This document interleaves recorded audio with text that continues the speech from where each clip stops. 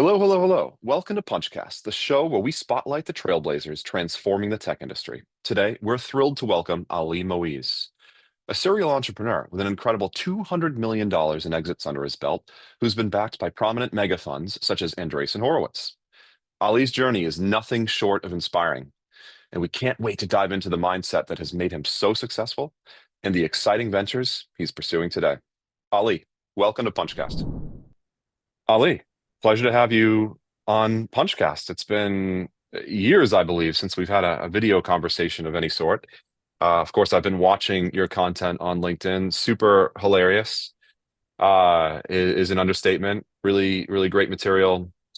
You're a natural, and you're also a proven business builder, right? With exits in the hundreds of millions to your credit.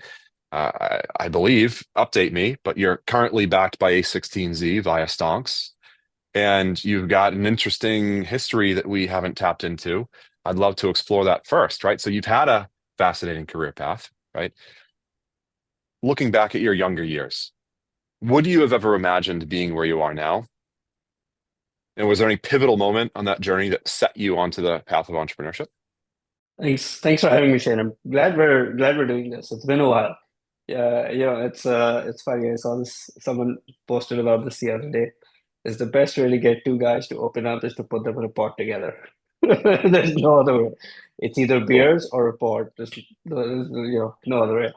Um, yeah, my one of my favorite businesses was probably the first one I started, which is in first grade, where I took stickers and hand draw stickers, cut them out, little things like flowers or houses or cars, planes, and sell them to kids at school for lunch money. Um, and in second grade, I ran a little business trading cards, and I had my mom take me to like the wholesale market and just buy them at wholesale, sell them at retail, rather than trying to find a better, like, rather than just trading cards. But the school, the principal shut it down. She was like, you can't run a business in second grade. Um, I didn't know it was a business, but I just thought it was fun. I thought it was fun to make things. I thought it was fun to trade things, and it was fun to kind of like play around with some of these things. Hmm. Okay, okay. Simply enough, I suppose. Why don't we just talk in general about your childhood? If I recall, again, this is going back years, you went to Williams, which is an amazing, what do they call it? Little Ivy, right, in Western Mass. I toured the campus myself. Beautiful. Quintessential rural New England, en route to an investment banking job. And I think you lasted a day until you said, listen, this is not for me. Going back to trading the kindergarten cards is kind of more up your alley here. Yeah, pretty much. I'll give you the quick sort of short version. I'm an immigrant. I grew up in Pakistan. Left after high school. Came to the U.S. for college. Went to Williams. Um, my first job was at J.P. Morgan investment banking in New York, and I never showed up for my first day at work. Because right after I accepted the offer, we were messing around with a side project at college with my younger brother, who's also my co-founder, and we've done all our startups together. Um, and one of the things we were doing took off, got some traction. Some VC found us out of nowhere. I didn't know what a VC was. They showed up to college, physically at our college, and they're like, "Here's a check, but you gotta take some time off and move to California." And I was like, "What's in California?" And lo and behold, I didn't show up to JP Morgan for the first day of work. I moved out to California. Asian parents are freaking out. You can imagine they're like, "Oh my God, like, what are Yeah. you doing? Go get your degree, go get a job." And I've never gone Doctor, back lawyer, ever engineer. since. Yeah. Yes, exactly. And here we are. And what's the immigrant? What's that element? What does that add to it? You make a point to reference it, and we invest in immigrants naturally. How has that shaped you? There's this talk of immigrant energy, right? And I think it even applies to people even within the US who move from state to state, right? Take on a big risk. So it's sort of more of a mindset rather than just, are you act like moving across the world type of thing. And I think when someone gives up where they're living and what they're doing in order to move far away into an alien environment to do something, I think that um, self-selects for people who are really in it, right? It's I don't know if you read the Zappos book, with Tony, right? Where he talked, wait, at some point he moved Zappos from the Bay Area to Vegas, and half the company didn't move, but the half that did really became sort of core. And were part of the DNA as they scaled Zappos, right? Because they Hmm. moved for the company and for the work they were doing. Um, Look, I mean, I think one of the things that makes America special and so innovative and is that we're a nation built on immigrants. Everyone who is here was an immigrant, right? If they weren't, their parents were, or their Yeah. grandparents were, or like 3 generations ago, 4 generations ago, every single person here is an immigrant. And we moved here, for a better life, right? For a shot at the American dream, whether chasing taxes or or terrible living conditions in Europe or elsewhere. And um, I think America, especially Silicon Valley, is like the most American part of America in a lot of ways, right? Where like you could be anyone from anywhere and move here and work really hard and have a really good shot at making it. Yeah. Meritocracy at its finest. By the way, just to bring you up to speed, during the daytime, it's more profound. The water is behind me, the Mediterranean. So I've been living on the island of Mallorca for quite some time. It's quite a far way from the valley, but open invitation, shall you ever endeavor. Yeah, the terrible living conditions. I mean, it's a museum here. That much I will give you. Yeah. I was gonna ask you, yeah, you were in Spain, right? Or Sí, just this island. sí, señor. Yeah, the last time we chatted, so like life must be good. You're still there. Yeah, very grateful for sure, for sure. And Punchcast is one of those many bits. And back to Tony, I can't recall his last name. I think he was maybe a Chinese American, no? See, I think Tony was it Tony Shea? Tony Shea? Uh, And did you happen to know him personally? Do you have any anecdotes to share on his personality? I mean, I've heard he was quite quite gregarious, quite out there, no? no, I don't know him. I didn't know him personally. Didn't know him Okay, personally. okay, But okay. just a fan of his work and the books and um, you know, how he builds up us. So, All right, got it. So on the theme of encountering struggles and overcoming them, be one an immigrant or not, it's about the mindset. Were there any failures or tough to learn lessons along your journey that shaped you and that you look back on now as necessary to your success?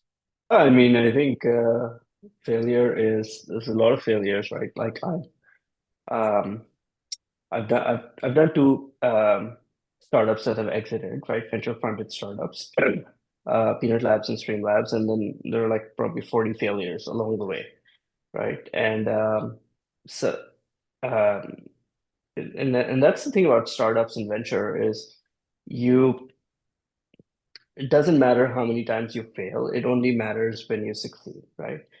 And yeah, I think the ratio is something like 40 to 1.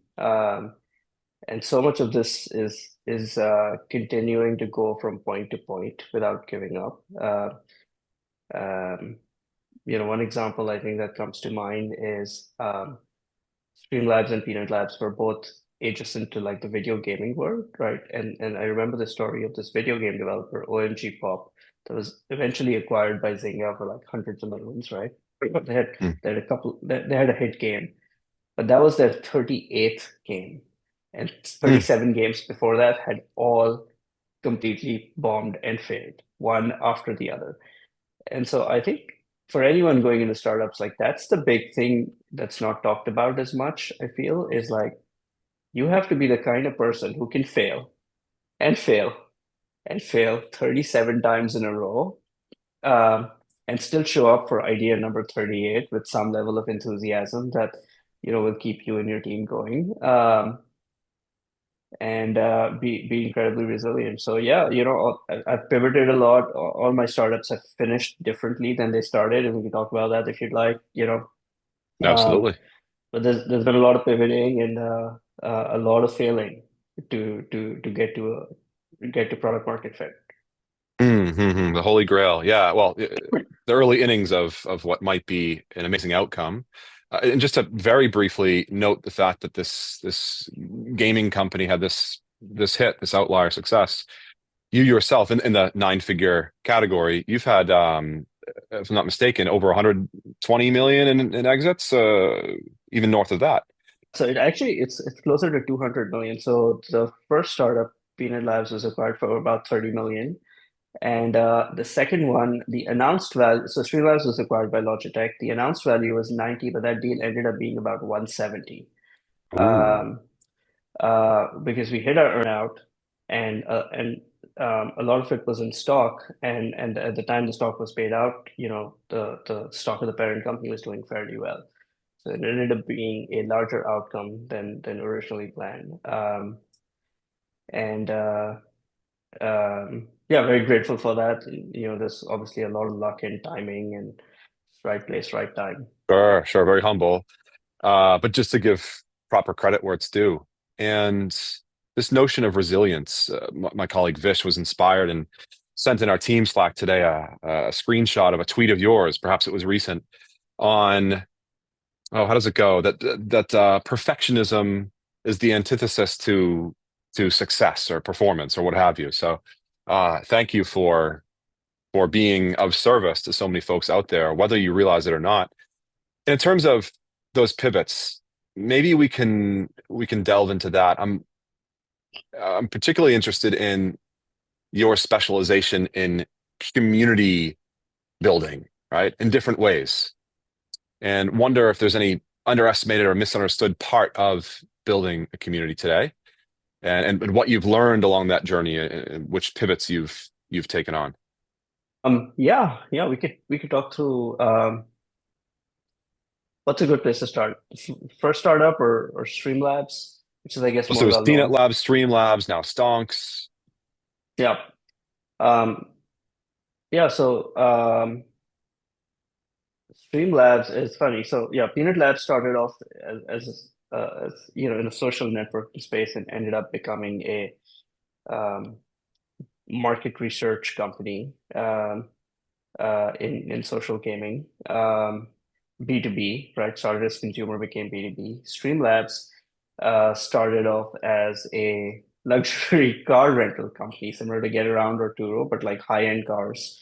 It's called High Gear. Great domain, named after Top Gear, the British, the classic British motoring show. Um, Greatest of all time if you're into cars. Great show. Jeremy Clarkson's a good. Um, and went through something like 30 different pivots over 4.5 years, many of them which actually got up to like $1 million in revenue, or like lots of users, right? Hundreds of thousands or millions of users, like each of those pivots. And something still went wrong. So I'll give you some quick examples. The car sharing thing actually did get up to about $1 million in ARR.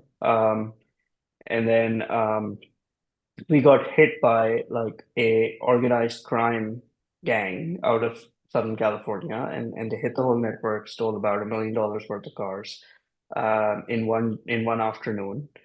Um, and the unit economics weren't great on that model, and I was just like, this is just such a headache to deal with. The police eventually found all the cars, but I was just done with that business after that.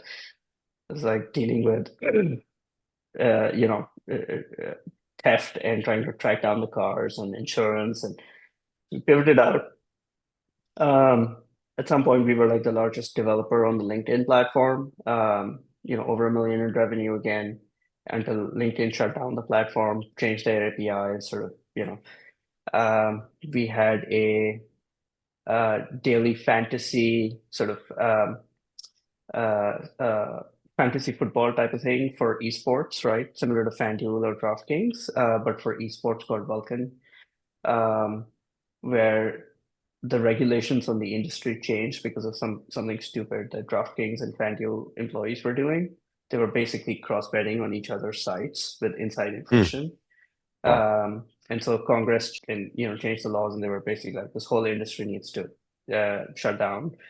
And for 4 years, it was basically purgatory. And so we pivoted again. That also got up to about $1 million in revenue. Um, um, there were a couple of like Insane. dating sites that were really fun to do, and some other examples, but I think you get the gist. So there was a lot of that for like 4.5 years, and I was just like, oh my God, is this thing ever gonna end? And um, you know, um, some some some errors were like, I think, unforced errors as well. Like we started an esports team just because I was really into esports. We are the first, one of the top three League of Legends teams in North America Wow. for back in 2013, 2014, when the first season of LCS was starting. Um, and at that time, nobody thought it would be a thing, and teams were like just a bunch of kids. They barely had contracts or anything. So we were the first team to have contracts, first team to actually have a full-time coach. Um, and I was just doing it for like, this is cool, tinkering. Um, End of the year, unforced error, but I sold the team because it looked like a sports business. It didn't really look like there was any tech thing there. But the teams, if you were a top three team in North America over the next 3 years, the valuations went from about 1 million to 10 million to Hmm. 100 million to like 100 to 400 million. And uh, the owners of like the Golden State Warriors, the Kings, the different sports teams actually bought in, similar to what you see in traditional sports. So anyway, the valuations exploded. They're still at that level today. Um, um, anyway, there's lots and lots of stories there, but we eventually ended up at Streamlabs uh, because we were in esports and we had raised a Series A with Sequoia, right? And this Vulcan daily fantasy thing had just, the regulations on the industry had changed. MasterCard and payment processors were basically like, we're done. We're not. You can't process payments anymore. So the revenue went from million to zero overnight. And so but we still had a lot of cash in the bank from a Series A we had raised. So we ended up acquiring some interesting tools that were in the live streaming Twitch space. And, this is still relatively early days of Twitch and live streaming, and that really turned into Streamlabs, right? So that started us down the journey of we acquired this thing called Twitch Alerts, and that got us really to look at focus on the live streaming space, and then we ended up building a lot more tools and um, growing from there. Nuts. I don't know how So it was you. it was a Yeah. it was a 9 year journey, and it's funny when I sold my first startup, I was like, oh, I've got an exit. The next one will be Piece of cake. faster. The first one was 6 years, piece of cake. We got this, and went from 6 years for the first startup and 9 years for the second one, start to finish. Yeah. Yeah, incredible. And I'm curious, just on a side note, what your source of energy was to sustain yourself as far as creative inspiration, or whether you had somebody who'd kind of keep you along that straight and narrow, right, toward an actual evidenceable outcome. Yeah, yeah. I think this is where having co-founders is actually really critical, right? That you have a long, deep relationship with. So, um, and this was the case for both of my startups. First one was myself, my brother Murti, and a friend of mine from college from Williams, right? His name was Prosper. Yeah. And then we had a fourth co-founder, Nomi, also join us. And I think the four of us just supported each other and had sort of a lot of great energy and were there for each other through ups and downs. We've had things like acquisitions literally signed and fall through like the day before closing, right? And 30 days of cash left, we're going to run out of payroll. What do we do? Hair on fire. Oh my God. Like there was a moment like that every single year for each of these startups, right? Over, I guess, a combined 15 years. And for the second startup, same thing. So it was Salman and Murthy and there's another guy who worked with George who was pretty instrumental. Um, and I think having a great team. I think it's like 10x harder if you're a solo founder, having to deal with ups and downs. Um, I think having a resilience practice helps. People have talked about this before, whether it's you're very good with exercising or your family, or spirituality, prayer, having some kind of a resilience practice that's deeper than yourself is really important to be able to get through the hard days.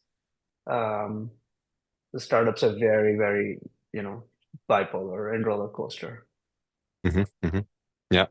And I know you're a much funnier guy than I got to work on my sense of humor. We just had JC Glancy on. He's the founder of his first unicorn was Zen Business, and he's in the midst, I think, of something in stealth targeting company creation globally, whereas Zen was more US focused. And anyways, he is a fun-loving guy and says that humor is a really good filter for intelligence because it's really hard to be funny if you don't possess any smarts. So I'm just working on it here. I see the it's gonna be poorly delivered. I see the reflection on your piano behind you, and it's clear you're in your boxers this morning, right? Sure. Uh, Don't ask me to stand up. yeah, yeah. So we're gonna yeah, sure. So we're gonna we'd love to get some. In fact, just like on and off note, what's now that you are enjoying the pleasure of fatherhood, right? What's your favorite dad joke? You got one? Geez, it's did not have one prepared for uh off the cuff here, but I'll tell you a little sort of story.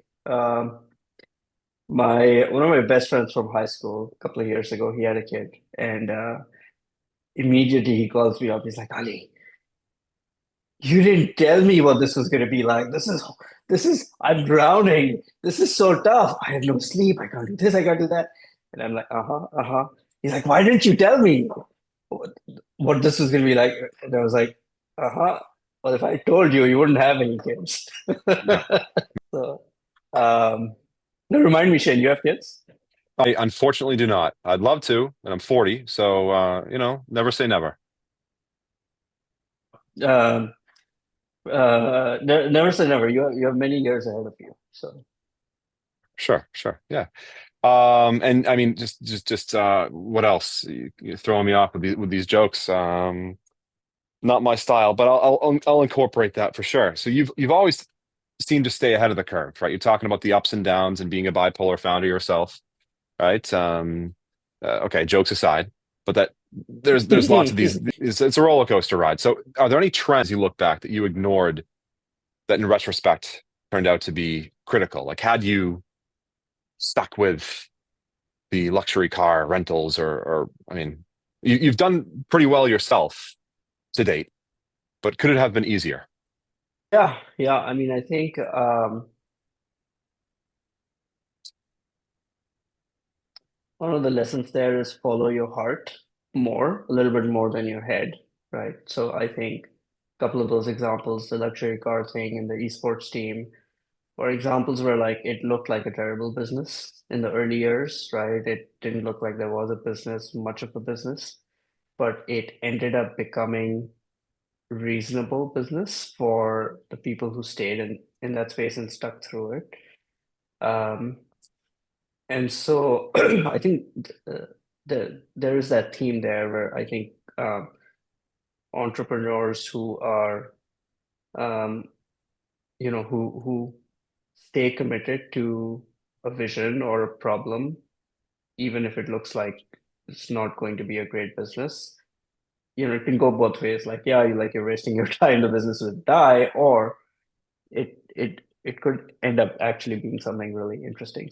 So sometimes, at least for me, I feel like, yeah, like or dial that balance back a little bit. Um, more heart and less head. Um, um, Speed also, I think, was critical. It probably kept us alive over all these pivots and number of years. Many first time founders will either just quit after the first version of the idea doesn't work, or they won't move fast enough to get to idea number 2 or 3 and they'll run out of money, right? So what does that mean? That means, they take like 6 months to launch something, and they have maybe like 18 months of funding or 24 months of funding, and they get like 3 shots on goal, 2 shots on goal, versus launching something. If something doesn't work, turning around, launching something else in a month or 2 months, like you just get 10, 15 shots on goal with the same amount of runway and funding. So I think startups fall roughly into two different phases. One is what I like to call the survival cockroach phase, right? Where it's pre-product market fit, you're just optimizing for shots on goal speed, right? And get get move really, really quickly, learn really quickly, launch things, get in front of users. There's only really two roles in a startup. You're like YC says, you're either a builder or you're a seller, right? So build and sell, Yeah. build and And sell. huge proponents of the cockroach approach, right? Yeah. And then when you do hit something in traction and the business is taking off, then that's just a scaling phase, right? That's sort of part two. And they're very, very completely different phases. And often, I think a lot of mistakes that are made is 95% of the advice that's out there is on the scaling phase.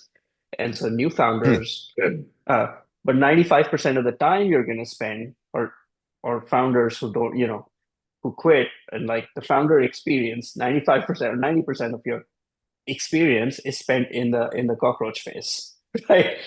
And so there's a weird disconnect where I feel like very little is talked about here, and uh, a huge error is taking advice from the scaling phase and trying to apply it to like the pre-product market phase, right? Where people, for example, will talk about how you know hiring leaders is important, having the right management team is important, building good process is important. None of that matters early on. Yeah. Yeah. Huh. That's like the inverse amount of it should be such that like 95% of the advice is doled out initially, right? So it sounds like there's a gap there, and maybe or not, I'm just like tapping here. You're passionate about providing that yourself. I mean, you are an investor, if I'm not mistaken, as well. You're a leader, of course, at your current company, and you've been so. So how do you inject that authentic heart, not head, Ali energy into the companies you invest in and run yourself? That's a great question.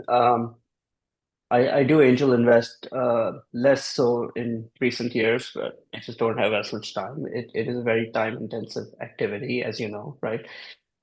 You're um, and by the way, I love that Shane. I think PunchCap, the benefits really from having you. You're one of the most helpful, proactively helpful people I've come across in the last few years. Where you've gone out of your way to ping people and be like, hey, like I ran across someone XYZ, can I connect you to so and so? Which is amazing, right? Most investors are not like that. Most investors, if they do no harm, they're above average. And I've raised venture from a bunch of different firms. I've been in the game long enough to know, like, look, actually, above average is doing no harm. Right. Sadly. Yeah. Um, Try to take an unobtrusive yet active approach, recognizing that until we can uh, really specialize and identify our X factor per se. Yeah. um, yeah, I feel like so much of in the early days, if you're, if you're primarily investing in pre-seed or seed type of companies, An investor's role is just to be a friend, you know. It's really to be emotional support, shoulder to cry on, you know, a coach, a mentor, really. You're not doing any, almost like you really don't want to be doing business advice. What you want to be doing is making sure the founder doesn't quit, you know, doesn't run out of energy and quit, right? It's kind of like someone who's running a marathon and you're the aid station. You're running along with them, giving them support and motivation and encouragement to keep going.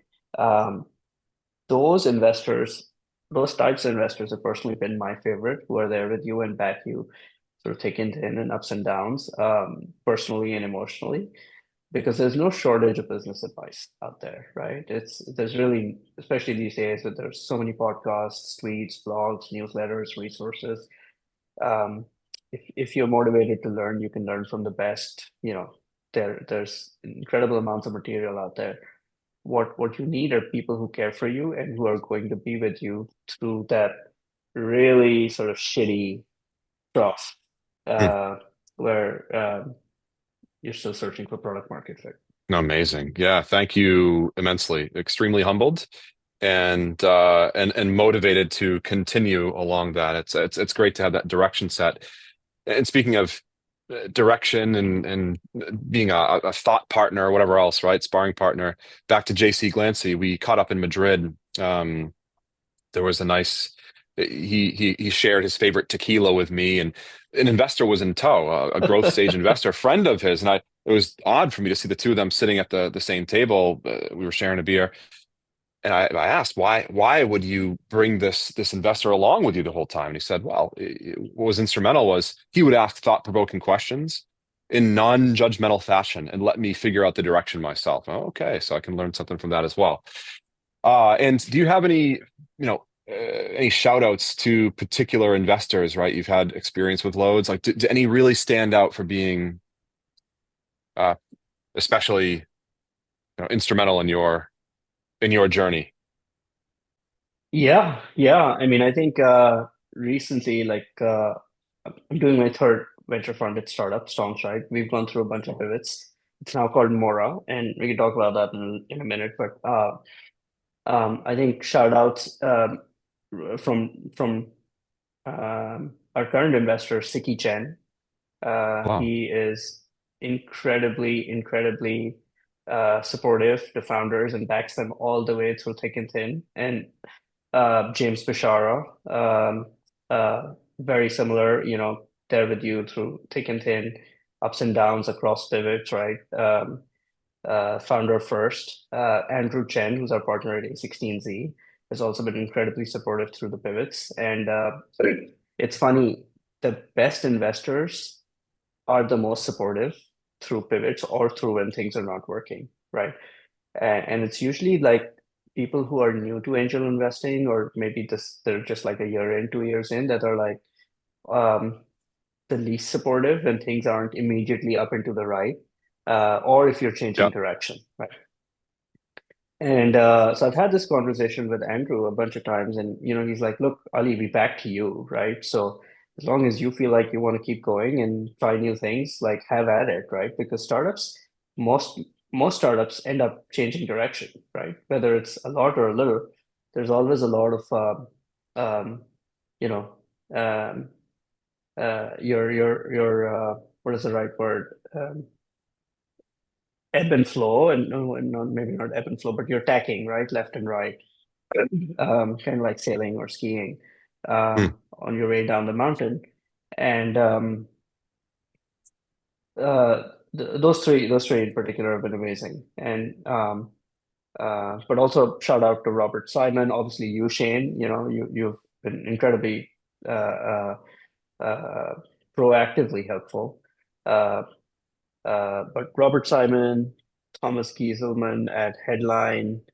Um, Cool. um, yeah, there's a few others. I think names will come to me later. Nice, nice. Now I've heard Siki Chen is an amazing storyteller, among other things. Right? He's gifted, but I don't know if you have any particular anecdotes on that. But Vish, my colleague, is chiming in from the sidelines and asking about the immigrant breed, right? What about an immigrant founder makes them grittier? We've touched on this a little bit already. The two aren't one and the same. I think they have their startups have a couple of advantages that big companies don't, right? Or incumbents don't. One is speed. We've talked about that. The other is desperation, right? And immigrants are typically more desperate because they literally have nothing else. It's not like their parents have like a large house and like, a business to fall back on. Like in a lot of cases, they have left everything. They showed up here with like a little bit of money in their pockets and they're trying to make it, right? So they're incredibly desperate, which means they work hard, right? They burn the boats, so to speak, right? Um, and yeah, and I've seen this like time and time again. Even engineers we hire who are immigrants tend to be like incredibly more loyal and more hardworking, right? Hmm. Especially in the Bay Area with engineers, there's a sense of entitlement, like, oh, I was making $500,000 at Google, right? Yeah, I don't, I could go back and get another job that does the same Yeah. thing, right? It's versus immigrants are like, they're coming into a new country, or in some cases, if they've moved from like a state like Wisconsin over to the Valley, uh, they're just like there to make it. They're hungry, they're loyal, they're committed. They know this is their big shot, right? And they don't want to mess it up and they don't want to blow it. So they'll stay there. It really feels like they're in the trenches with you. Now, of course, it doesn't apply. There's exceptions on both sides, right? And there's incredibly talented engineers and leaders in the Valley who are not immigrants, and they're contributing amazingly. Um, but that is the immigrant energy, and we've had a good time hiring immigrants um, Hmm. throughout our teams. Like our with Mora, our CTO is French. He's a French guy, and There you go. he's an engineer.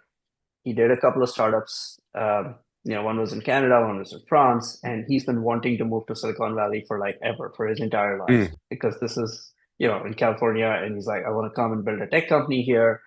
And we applied for his visa and got him through the process, and like he is just super committed. It's funny, shout out to Eddie. He had a girlfriend he was dating, and they were in Canada, and he was like, I don't want to leave her, but like, how can I bring her here as my girlfriend? Because there's no legal way to do that. So they actually got married just so that she could come here as well. And so Right. literally, this is the first time someone's gotten married for the company for the work they're doing, which is incredible, right? So like you think about that level of commitment, right? Somebody is so all in. Um, it's not easy to find that. There's a recent example of this on TechCrunch. There was a founder who got a lot of hate because he came out and talked about 80-hour weeks, right? I don't know if you guys saw that. This just I happened a didn't. few weeks ago. Okay. Yeah. Yeah. Anyway, this founder was talking about their hiring practices and like who they want to hire and the type of people they look for. And he's like 80-hour weeks, pretty normal weekends. And he got so much hate from people who are like work-life balance, 30, 40 hours, blah, blah, blah. And then, but at the same time, like he got a lot of people who were like, yeah, like I'm in a phase in my life where I want to put in 80 hours or do really well. And I want to learn. I want to do work that has meaning for me. And um, so it's, those are the kinds of people you want. A good interview question that I was going to I ask how think you it's Keith. filter, right? Yeah. Yeah, trying to remember if this was Peter Thiel or Keith Voice or someone mentioned that I thought was really good, and I'm going to start using as well. Is asking people like, look, are you at a phase in your life where you can work like an Olympian? You know, Or you know what? where you can work like an Burp like an Olympian. Olympian. Oh, okay. Oh, no, Work no, like. work. Work like an Olympian, right? Like a star athlete. Like, can you put in long training sessions every day? Can you put your body through hell? Can you burn the candle at both ends? Are you at that phase in your life? And that's sort of a good filter to think about for people who may not be in that phase, right? And it's totally okay not to be, right? Maybe you've just had a kid, maybe you're getting married, maybe you've just gotten done with working 80-hour weeks and you kind of need to take it a little bit uh, easier for a couple of years, and it's totally okay. But that's a good filter for the sorts of people you want early on at a startup. So, like, do we want to dig into what's going on at your current company, Pivot number 98, collectively across 99. Sure. the two and a half successes you've achieved? Yeah. Yeah. If they were number 99, Shane, you gotta get your maths right. Uh, um, yeah, so we are, Stonks has been through probably like 4 pivots now over 3 years, 3.5 years. And I happened upon this current idea. It's called Mora, and I happened upon this with ChatGPT. I was talking to ChatGPT about um, how do I save for my kids? What sort of accounts and strategies do they need? ChatGPT was like, okay, some of the usual things like college 5 to 9 savings plan, blah blah blah. You could set up a brokerage account for them and teach them how to invest and buy a share of their favorite stock. And then you could set up a Roth IRA for them. I'm like, what is that? And we went deep into that, and it turns out, um, for those of your listeners who don't know, a Roth IRA is a kind of retirement account in America. It's country specific, right? Different countries have their own tax regimes and retirement accounts. It's US specific, but it's a type of retirement account where you put after tax dollars in, and the money grows tax free, and you withdraw it at 59 and a half. So it's a retirement account, but withdrawals are tax free. So say you put $10,000 in, A that classic compounds example is over, let's Peter say, Thiel's investment via PayPal en route to billionaire outcomes. exactly. That's probably a pretty famous example where he's sitting on about $5 billion of gains, like with a B in Facebook stock. That's going to be tax free because he took some Right. money from his Roth IRA and did an investment into Facebook. And uh, now that I think he's about to hit 59 and a half in a few years, and he's going to be able to withdraw all of it tax free, right? So yeah, so you could take the money and invest in all sorts of. You can invest in startups. You could be an LP in Punchcast. You could buy the S&P 500. You could do all sorts of buy real estate, depending on the type of account, custodian, and bank you're with. But those gains are tax free. So typically, most people set these things up when they're 30, right? They learn about them. Maybe they're 2 jobs in. They're like, oh, I should have an account like this, whether it's a 401k, IRA, Roth. But technically, there is no minimum age limit to these things. So imagine you're compounding over 25 years, right? You started at 30 years. What if you could compound over 55 years instead, right? What if you set these accounts up for kids when they're 5 or 10, sometimes even younger? Then the money sits in there, and if all you do is buy the index and just compounds at 7, 8, 9%, um, the math becomes kind of crazy. So for every $10,000 you put in, it's roughly 500K in Ooh, tax-free money. right. It's insane. Yeah. So there's some requirements around earned income, and the kid has to actually do some work and earn some money to be eligible to contribute to a retirement account. But that's where Mora comes in, and that's the problem sort of we're trying to solve with documentation, compliance, helping people guide, being an investment advisor to them, and setting up these accounts for them and managing their retirement account for their children. So the goal is to try and get as many years of compounding legally and compliantly as we can. But if you could get 50 years of compounding, oh my, at 8%, I mean, just put the math into ChatGPT or Excel spreadsheet or a calculator. It's kind of insane. Yeah, I want to say offhand, I recall Chamath when maybe he was running for office or dabbling with that for a bit. He was proposing essentially something very similar, setting up like automatic savings accounts for children upon birth. So yeah, maybe someone to tap into. Anyways, I like your version especially. So let's stay posted on that. Anything we want to double click on there as far as like your progress to date, um, which markets you're targeting, any difficulties you're encountering on the tech side, on distribution, on awareness that might be an issue. Also, like market size as far as how many parents have 10K at their disposal? Is there a way to somehow accelerate that unlock? Yeah, great questions. So the market is fairly big. There's I think the last numbers I looked at were like from 2, 3 years ago, but there's roughly 35 million American households that have a Roth IRA, right? Um, and some small percentage of that is for kids, right? So millions of people are already doing this, right? Independently doing this. They kind of figured out how to make it work. But it's very complex and it's difficult, and there's a lot of record keeping and a lot of compliance to kind of try, and expensive, right? You have to find a CPA or a tax lawyer, and they bill by the hour, like 500 to $1,000 an hour, and kind of craft a strategy for your family. So the people who do this, are already have the resources, right, to do this, like be able to put up 10, 20 grand in a tax strategy, set it up for your kids. B, they're incredibly committed, right, to kind of think 50 years ahead for your Yeah. young children and set something up, right? And so Mm, mm. they're the sort of people who are like, want the best for their kids and are thinking, and they have the time and money to kind of do this. So the goal is to automate and like really take a complex tax strategy and make it simple, simple, simple, so that 50 million Americans can do this for their kids, right? And um, it's it creates financial security for children, even if the parents are not like incredibly wealthy, because even small amounts of money, you don't have to put in 10K, you can put in a couple of $1,000, you could put in $500 a year.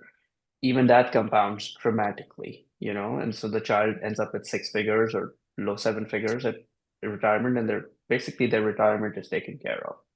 Right. And they're also primed, if I may politely interject, at the age of 18 or 20, they're more familiar with the notion of investing themselves. They'll overcome some degree of fear and just plug in like 50 a month or what have you. I'd love to learn more, given I set up investment accounts for my niece and nephew, and encourage others in our family for a birthday gift or whenever to put a little aside. So super cool. I like the notion of that. I was cutting you off though. No, it's just gonna wrap up. So we're early on. We have friends and family who've signed up, who have kids, and um, we're in the process of getting registered as an investment advisor, as an RIA with the SEC, setting up with a banking partner as a custodian to hold the account. So we're just sort of, it's one of those ideas that's a little bit legal and compliance heavy, so it takes time to set it up and do it right and to build trust. I think the big question here is trust. There is a fair amount of awareness around Roth IRA, so we're not starting at zero. We're not coming up with some defective trust grat annuity strategy that is so complex that like only 500 people have ever heard of it.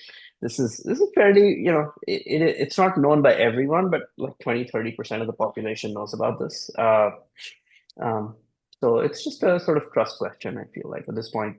The more licensing compliance work we get done and build trust, the longer we are in business, our banking partner custodian will be FDIC, SIPC insured. They'll actually hold the account. We're not going to hold the accounts, things like that. So it is a long game. Cool, cool. Speaking of long games and going back to the matter of educating founders where education is required, right? At onset. You exited Streamlabs and Peanut Labs both for successful amounts. I don't know, is there enough information available to founders on that extreme end of things? Is there anything you think they should be properly equipped for upon exit specifically, right? Yeah, it's funny. It's when I was doing Streamlabs, we had raised money from Sequoia, right? And my partner was a guy called Umar, who was the founder of AdMob, who had sold AdMob for like 800, 900 million to Google, right? That turned into like Google AdWords on mobile, right? So, um, um, and he told me, hey, when I sold the company, I was depressed. I just sat at home for 2 years, played video games, watched Netflix. I was like, what do you mean? Like, you sold a company for like an insane amount. How can you be depressed? You're like top of the world. This is what you've been working on for like a decade. How, and there's several actually support groups. There's a Wow. called post-exit founders, super founders, and there are all these support groups that help founders after exit, whether it's a big amount or small amount. Uh, uh, People run into a loss of purpose and are typically depressed. That's the most common reaction. There's relief, there's euphoria, and then there's depression after you sell a company. Because if you think about it, right, as a founder, an entrepreneur, right, you're starting your own firm now, right? If that were to go away, you lose what you've spent the majority of your day on for many, many years. You lose your team that you have that become like your family, right? That you're spending most of your day on, weekends included, for many, many years. And it becomes a giant black hole, and you're like, okay, well, what's next, right? So um, it is a it is a first world problem where it applies to a very small number of people, but there is a journey in going through and figuring out what's next, and for founders. But um, I think the more common piece of advice is for founders like still struggling to get to product market fit.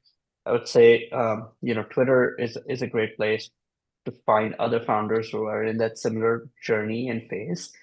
And if you're in a startup hub, go meet with other founders like yourself. That's why I think it really also physically helps to be in a place where there's lots of other founders. Join an accelerator. You know, your investors can help connect you to other founders in their portfolio at similar stages.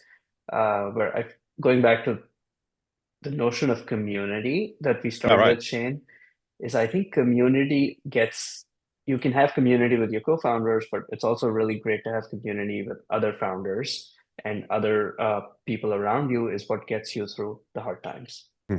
Absolutely put. Yeah, unique perspective you've got. I think we should listen to you. Rapid fire round, right? Given your success, pretty credible voice here. Yeah. So yeah, hey, one belief of startups you held 5 years ago that you've completely changed your mind on. That it gets easier to do startups the more successful you are. And sorry, I've changed. just what was the name of that post-exit group? Or is it kind of private? Probably. Yeah. No, no, it's called post-exit founders, but there's several groups like this. There's one called Pathfinders, this one called Super Founders, um, this one's called Post-Exit Founders, PEF. Because inherently we're all human and we require connection to thrive. What about if if you were invisible for a day? My marketing guy loves to pose this question. What would you, I put a little spin on it, but like, what would you want to achieve, to accomplish? I would love to finish writing my children's series of children's books that I'm writing. So the first one Wow. is nearly done. It's coming out soon. And I've got one that's done in my head, but I just need to put it on paper, and I've got ideas for a third one. And I love like children's books, like particularly like classics and series that, Peter Rabbit, for example, and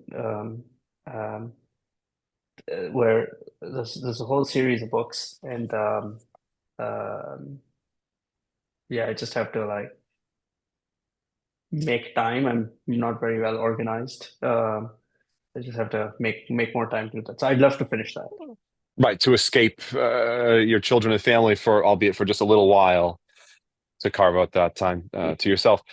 Favorite books, podcasts everyone should read or listen to? Um, Favorite books. So recently I've read The Price of Time, which is sort of a history and interest rates and economies and how a lot of financial crises are really manufactured by central banks who try to do the right thing but end up doing the wrong thing and keeping interest rates too low, and it just turns into a bubble, and it goes through like thousands of years of history, really economic history. Um, I love economics and physics and sort of all these curiosities. That's a good one. Also recently read Discipline is Destiny by I think it's like the same guy who did the Stoic series of books, Oh, sure. Brian something something, right? Yep. Um, it's doesn't go very deep, but it goes pretty wide. Lots of motivational examples in there, and then fascinating one that I thought was really worth. I actually read it twice. Right, Um, Ryan Holiday. Yeah. yeah, You Can't Hurt Me by I Dave think Goggins, David that guy? Goggins. Yeah, yeah, Yeah, yeah. yeah, yeah. I think so. The title is This Can't Hurt You, You Can't Hurt Me, It Can't Hurt Me, something like that, right? And it's just his life story of growing up as you know, a, a black kid in like a really rough sort of neighborhood, broken family, abusive father, and really had to run away from home because his father would beat him. And, it's a great story and how he sort of rose through a really, really difficult childhood to become and sort of achieve great things. Became sort of a premier uh, marathoner, ultra runner, and Marines. Went through the Marines program with like broken bones. Had to do it like 4 times or something to qualify, graduate. It was just punishing. This is one story where he literally had to the bones in both his feet. I think his both his shin bones were actually broken, and he had to go through like you know, half of like the program, whatever that was called. Uh, and he never got treated, and he never went to the doctor because if they found out, they would throw him out. And this was the fourth time he was doing it. And so he would tape it up every day and just get through it, and the bones like just managed themselves. Like, it was insane, the level of commitment and grit. Um, some other classics that I think I've read more than once. That's a good filter. It's like, what book did you read more than once? Uh, Naval's, the Almanac of Oh, Naval. yeah. So good. It's a good one. There's one called Loon Shots, which talks about the history of moonshots inside companies and how those some great stories on Apple and Pixar and Steve Jobs. And Okay. Awesome. Parting words of advice, right? Some guidance you've received from a mentor, maybe that now you're passing along, right? That you're paying forward. Just anything in the advice realm for the folks in our audience. for founders or investors. Mm, whatever speaks to you at the moment. Um, I think for founders, it's okay to fail, you know, and your investors will not hate you and the world will not hate you, and there is a life after your startup. So don't freak out too much. Like, I think founders sometimes get too stressed out, and it gets too into their heads. But everything will be okay. Keep doing what you're doing, don't give up, go as fast as you can, do the best job you can, um, and hang in there. Cool. Well, we appreciated your presence, your words of wisdom, your humor, which came out all too seldomly on this occasion. We'll have many more opportunities to catch up, though, and get more of a glimpse into that. Ali, your reputation precedes you, and we're very grateful for your appearance here on Punchcast. Thanks.